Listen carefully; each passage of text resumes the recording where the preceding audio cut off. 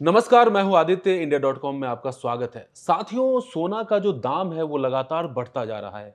इसको लेकर अलग अलग तरह की बातें कही जा रही है। कुछ लोग इसको युद्ध से जोड़ रहे हैं, तो वहीं कुछ लोग ये कह रहे हैं कि इन्फ्लेशन रेट बढ़ने के संकेत हैं। इस टॉपिक पे, इस मुद्दे पे हमारे साथ हैं एक्सपर्ट मुकेश जैन सर। मुकेश जी, नमस्कार। क्या कहेंगे? जो लगातार जो गोल्ड का प्राइस है वो लगातार बढ़ता जा रहा है, क्या ये कम होगा या अभी और बढ़ने के आसार हैं? देखिए, गोल्ड की अगर हम बात करें तो ये जो प्राइस कम हो रहा है ये एक शॉर्ट टर्म एपिसोड है। ये आगे लॉन्ग टर्म में इसको बढ़ना ही है। क्योंकि अभी जैसे ही करीब $3850 प्रति औंस ये चल रहा है, तो ये जाके 3600 या 3700 के आसपास भी जा सकता है शॉर्ट टर्म में, अगर हम जुलाई की बात करें। लेकिन जो आंकड़े कहते हैं, और बैंक ऑफ अमेरिका की रिपोर्ट भी आई थी, उसने भी यही बोला कि ये जो आपको दिखाई दे रहा है जो रेट गिरना, ये बेसिकली बड़ा शॉर्ट टर्म है, क्योंकि इसकी रिकवरी धीरे-धीरे होगी। तो मुझे ये लगता है कि आगे जाके दिसंबर तक ये एक अपने अच्छे लेवल पर ज़रूर पहुँचेगा। तो ये इसमें कोई ऐसी घबराने वाली पैनिक की बात नहीं है कि आप पैनिक में सेल कर दें। हाँ, अगर आपकी एक्चुअल रिक्वायरमेंट है, आपको पैसे की ज़रूरत है, तो फिर तो आप क्या ही कर सकते हैं। लेकिन अगर आप वाक़ई इसको इन्वेस्टमेंट के लिए रखा हुआ है, तो आप इसको होल्ड करके रखें, ये आगे आपको प्रॉफ़िट ही देगा। मतलब कहीं न कहीं ये संकेत हैं कि आने वाले दिनों में ये इसका रेट बढ़ता जाएगा। हो सकता है कि 2 लाख पे भी पहुँच सके। जी, बिल्कुल, ये उम्मीद जताई जा रही है कि दिसंबर तक या अगले मार्च तक ये 2 लाख के आस-पास ज़रूर पहुँचना चाहिए। एक जो सवाल है जो अक्सर लोगों के मन में आता है, जो भारत की जो आम जनता है, उनके दिलों में हमेशा ये सवाल रहता है कि गोल्ड परचेज़ करने का सही वक़्त कौन-सा है? देखिए, गोल्ड परचेज़ करने का सही वक़्त है, जब आपके पास पैसा हो। ठीक है? आपको गोल्ड अपने फंड से खरीदना है, और जैसे-जैसे गोल्ड गिरता है, आपको हर डिप में, अगर आपने इन्वेस्टमेंट प्लान कर रखी है, तो हर डिप में थोड़ा-थोड़ा गोल्ड आपको खरीदना है। मतलब उसमें कोई ऐसा कोई सही वक़्त या कोई मुहूर्त वाली चीज़ नहीं है कि आपको इसी टाइम पे गोल्ड खरीदना है या इस टाइम पे गोल्ड बेचना है। लेकिन हाँ, अगर आपके पास पैसा है, अपना पैसा है, स्पेयर पैसा है, तो आपको ज़रूर गोल्ड खरीदना चाहिए। लेकिन छोटे-छोटे उसको डिवाइड कर लें, ताकि वो एक एसआईपी की तरह आपके साथ काम करे, और आपको एक जब वो कंसोलिडेट होता है, तो आपको एक अच्छी रिटर्न वो देके जाता है। जैसा कि साथियों आपने देखा कि मुकेश जैन सर ने बहुत सारे सवालों का बहुत ही सटीक से जवाब दिया। साथियों, सोने के दाम पे हम शो कर रहे हैं और लगातार एक सवाल जो लोगों के मन में बनता है कि भारतीय संस्कृति में सोने का बहुत ज़्यादा महत्व है। और ये महत्व जो है, ये जो कल्चर में इतना ज़्यादा गोल्ड का महत्व है, वो कितना ज़्यादा भारत में इसके रेट पर प्रभाव डालता है? ये हमारा सवाल है और हमारे साथ बैठी हैं रूपा मेहता जी, जो कि मार्केट एक्सपर्ट हैं। तो कितना ज़्यादा जो भारत का जो ट्रेडिशन है, जिसमें गोल्ड की का बहुत ज़्यादा इम्पोर्टेंस है, तो ये कितना ज़्यादा जो यहाँ गोल्ड का प्राइस है, उसको प्रभावित करता है? देखिए, प्राइस को ये चीज़ इफ़ेक्ट नहीं करती क्योंकि मुझे लगता है कि देखिए हमारे यहाँ पर भारत में नो डाउट सोने को लेकर एक अलग ही जुड़ाव है।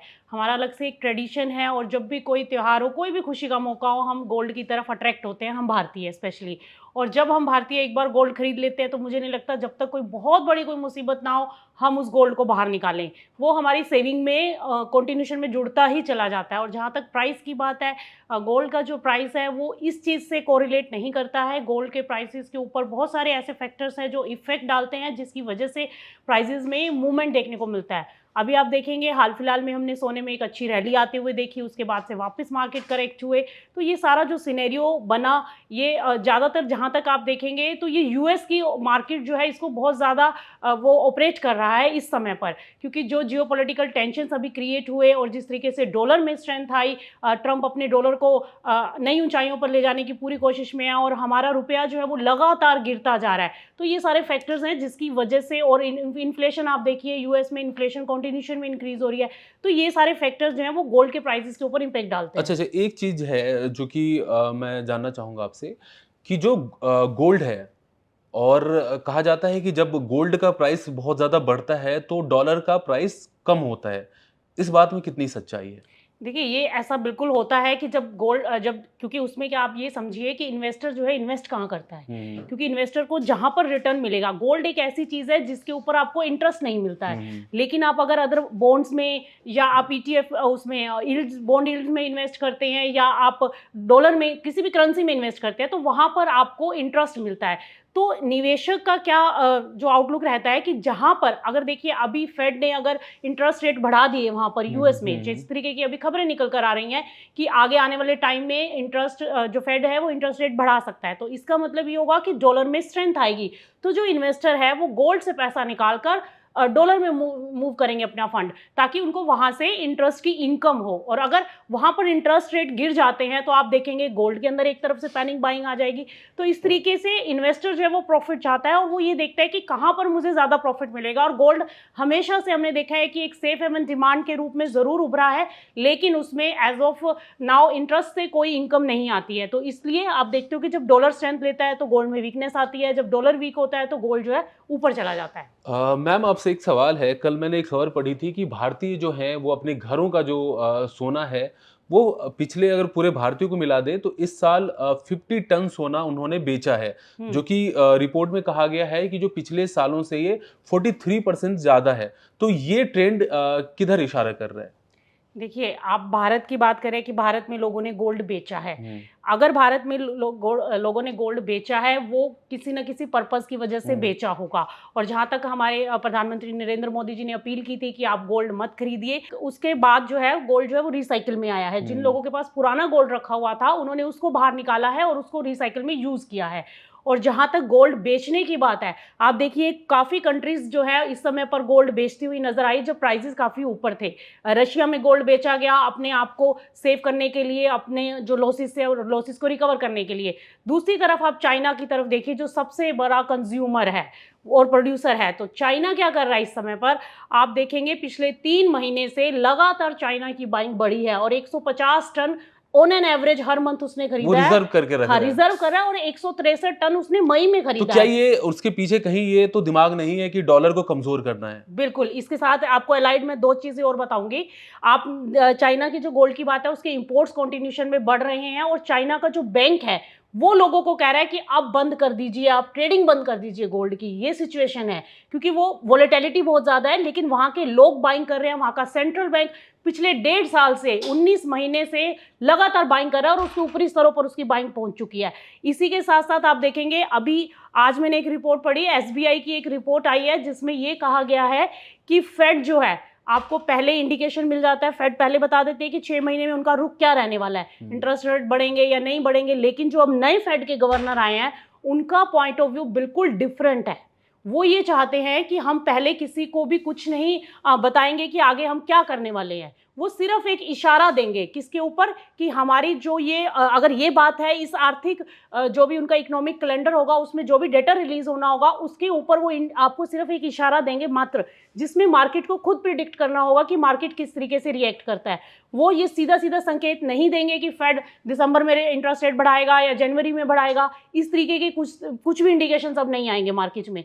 तो आप देखिए आगे मार्केट किस डायरेक्शन में तो जाएगा। ये तो मार्केट के लिए बहुत ज्यादा खतरनाक है। बिल्कुल बहुत खतरनाक है, क्योंकि देखिए अब जिस तरीके से मार्केट रिएक्ट करता है, हम प्रेडिक्ट कर लेते हैं कि फेड की स्पीच से ये निकल कर आया और आने वाले 6 महीने में ये हो जाएगा। लेकिन जब आपको इस तरीके का कोई इंडिकेशन ही नहीं होगा तो आप कैसे प्रेडिक्ट करेंगे? आपकी प्रेडिक्शन गलत भी हो सकती है। मार्केट में वॉलेटिलिटी बहुत ज्यादा बढ़ेगी, रिस्क बहुत ज्यादा हो जाएंगे और इसका कहीं ना कहीं खामियाजा इन्वेस्टर्स को भुगतना पड़ेगा। जैसा कि साथियों आपने देखा कि रूपा मेहता जी ने कितने आसान शब्दों में पूरा जो गोल्ड का जो मार्केट है और किस तरह से जो गोल्ड के प्राइस हैं वो फ्लैक्चुएट कर रहे हैं, इसके पीछे कौन कौन से फैक्टर्स हैं, इन्होंने बहुत ही आसान शब्दों में हमें समझाया। रूपा मेहता जी आपका बहुत बहुत शुक्रिया। साथियों, सोने के बढ़ते दामों को लेकर हमारे साथ चर्चा कर रहे हैं भारत जैन, जो कि गोल्ड के मामले के एक्सपर्ट हैं। तो हम इनसे जानेंगे कि जो गोल्ड का प्राइस है वो लगातार फ्लैक्चुएट कर रहा है, इसकी वजह क्या है? देखिए, इसकी एक ही एक वजह हमें नज़र आती है। जो गोल्ड और सिल्वर के प्राइसेस आपको बहुत वॉलेटाइल दिखेंगे, मार्केट इतना फ्लक्चुएट कर रहा है। ये इंडिया के गोल्ड के प्राइसेस इंडिया में सेटल नहीं होते। ये सब fed rate, US data, current data में जो चल रहा है, जो जियोपॉलिटिकल टेंशन्स हैं, गोल्ड प्राइसेस का दाम सिर्फ इसलिए अप डाउन हो रहा है और कोई कारण नहीं है। और जो कि निवेशक है वो अपना पैसा गोल्ड सिल्वर से निकाल के दूसरी कमोडिटी में लगाना चाह रहे हैं। एक सवाल अक्सर लोगों के मन में उठता है कि आखिर हम जो गोल्ड खरीद रहे हैं आखिर वो कौन से देश से आता है? इंडिया कहाँ से इंपोर्ट करता है गोल्ड? देखिए, इंडिया में गोल्ड कहीं से निकलता नहीं है, ये सारा यूएस से, चाइना से, जो कि चाइना के पास सबसे ज़्यादा गोल्ड और सिल्वर का माइनिंग है। सारा गोल्ड और सिल्वर बैंक्स के थ्रू हमारे पास ज्वेलरों के पास आता है, जिसको कि हम बैंक्स के थ्रू लेते हैं और आम कस्टमरों के लिए सामान बनाते हैं और उनको देते हैं। अक्सर भारत में ये दावा किया जाता है कि बिहार में बहुत ज़्यादा, जो बिहार का कैमूर का इलाका है, वहाँ बहुत ज़्यादा सोना दबा हुआ है, या अलग-अलग इलाकों को लेकर ऐसी बातें कही जाती है। इन दावों की कितनी सच्चाई है? देखिए, कहाँ कितना दबा है वो तो सरकार को ही पता है। आम आदमी, आपके पास क्या है और मेरे पास क्या है वो सिर्फ आप और मैं ही जानते हैं। जो मंदिरों में सोना दबा हुआ है वो मंदिर वाले जानते हैं, जो दबा है वो दबा है। जो बैंक्स के थ्रू आना है सिर्फ वही गोल्ड है। आजकल आप देख रहे हैं जैसे कि सरकार ने कस्टम ड्यूटी हमारे गोल्ड सिल्वर पर बढ़ा दी है, इससे कि बाहर का सोना जो कि दूसरे रास्ते से आ रहा है वो हमारे मार्केट में सर्कुलेट हो रहा है, वो बंद होना चाहिए, जिससे कि डॉलर का जो रेट है वो इन्फ्लेट होने से थोड़ा सा कम हो जाएगा। बिल्कुल, आपका जो जवाब है इसी से मैं अगला सवाल करना चाहूँगा कि सरकार की तरफ से कहा गया है कि सोना खरीदने से हमें बचना चाहिए।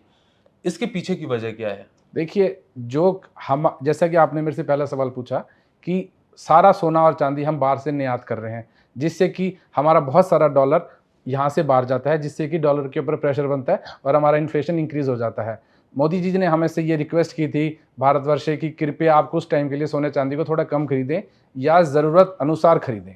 अब जिसके घर में शादी है तो जहाँ उसको 100 ग्राम या 200 ग्राम का आभूषण लेना था वो सिर्फ 50 ग्राम या 100 ग्राम में ले सकता है, बाकी बचा हुआ वो अपने घर से निकाल के उसको रिसाइकिल कर सकता है। जैसा कि देखा आपने साथियों कि किस तरह भारत जैन ने हमें हमारे जो तमाम अलग-अलग सवाल थे उसका बहुत ही सटीक तरीके से जवाब दिया। भारत जैन जी को बहुत-बहुत शुक्रिया। Thank you.